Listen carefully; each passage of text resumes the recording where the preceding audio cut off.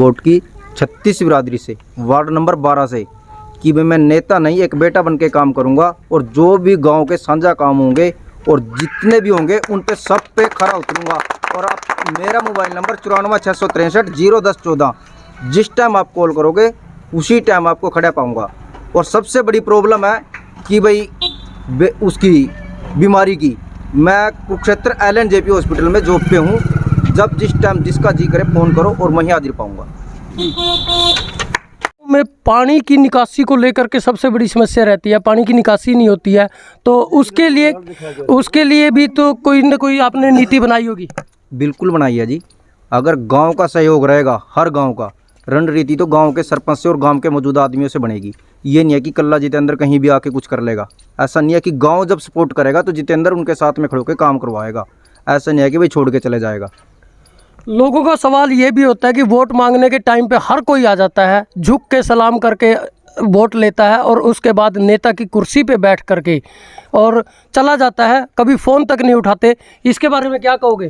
क्या ऐसा अब भी होगा? नहीं होगा जी, क्योंकि जब हमने इलेक्शन फाइट करने का सोचा था तो हर गांव में जाके पहले सभी समाजों से, जिसको भी जानते थे, और वाल्मीकि समाज को, चमार समाज को, कश्यप समाज को, पंडित समाज को, जाट समाज को, 36 बिरादरी को साथ में लेके पूछ के तब इलेक्शन की फाइट में उतरे थे। ऐसे नहीं उतरे थे कि जितेंद्र आया और वोट मांग ली सीधे, गांव से ही आया भाई आपने वो कर लिया। बिल्कुल नहीं, हमने पूरे के पूरे वार्ड नंबर 12 में हर एक गांव में जाके 3 महीने से सिर्फ एक ही चल रहा था कि भाई हम इलेक्शन फाइट करेंगे अगर आप इजाज़त देते हो, लेकिन हर जगह से इजाज़त मिली और तब इलेक्शन की सोची है।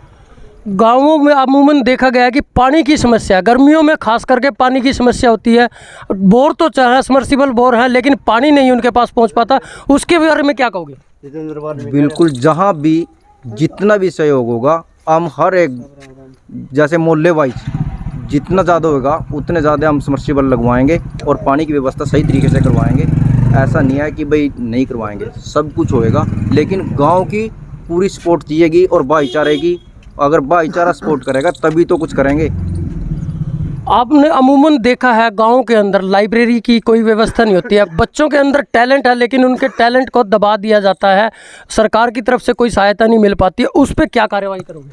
उस पर कार्रवाई यही रहेगी कि जब हम संगठित रहेंगे और इलेक्शन फाइट करके जीत के आएंगे, सबसे पहले तो गाँव में जो ये पढ़ाई की व्यवस्था है इसको सही तरीके से कराएंगे। क्योंकि पहले ही उसमें मैंने बोल दिया कि भाई जो हमारे बच्चे गांव से दूसरे गांव में जा रहे हैं, क्या बारुए के अंदर या मैसी माजरे के अंदर, किरमच के अंदर कहीं भी +2 का या BA का स्कूल नहीं बन सकता है।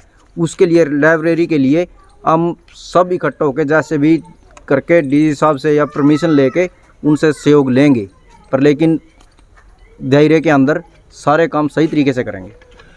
सड़कों की बात करें, सड़कों पे आप घूम रहे हो, सड़कें अमूमन टूटी हुई मिल रही है, हर सड़क टूटी हुई है, कोई भी सड़क ऐसी नहीं है जिसमें पानी की निकासी को लेकर के सबसे बड़ी समस्या रहती है, पानी की निकासी नहीं होती है। तो उसके लिए भी तो कोई ना कोई आपने नीति बनाई होगी। बिल्कुल बनाई है जी।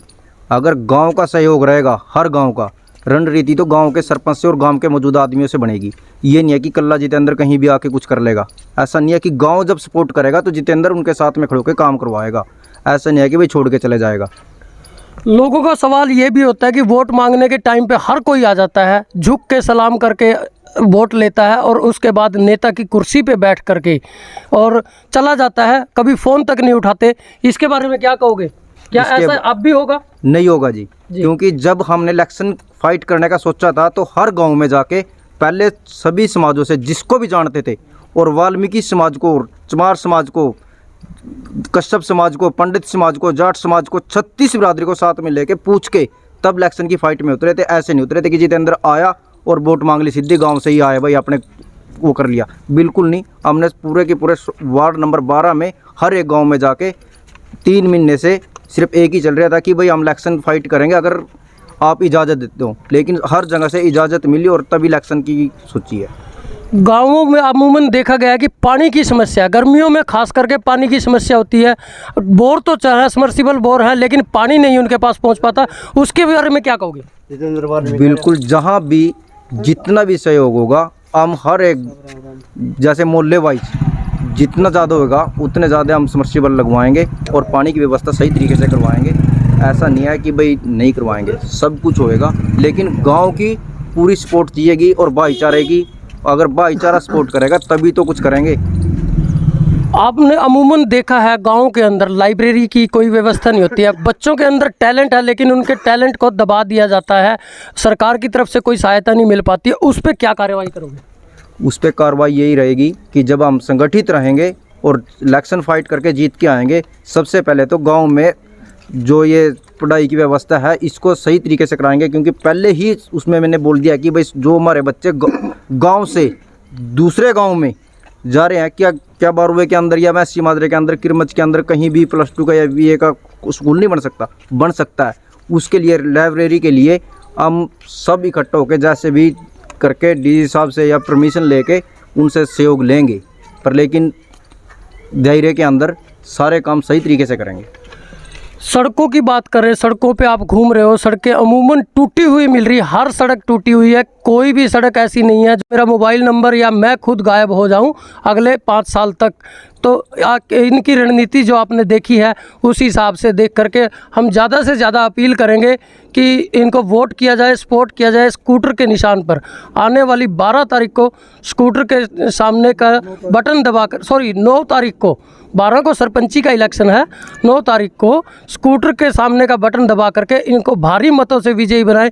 ये हर गांव से, हर युवा से, हर माता बहन से हमारी अपील रहेगी।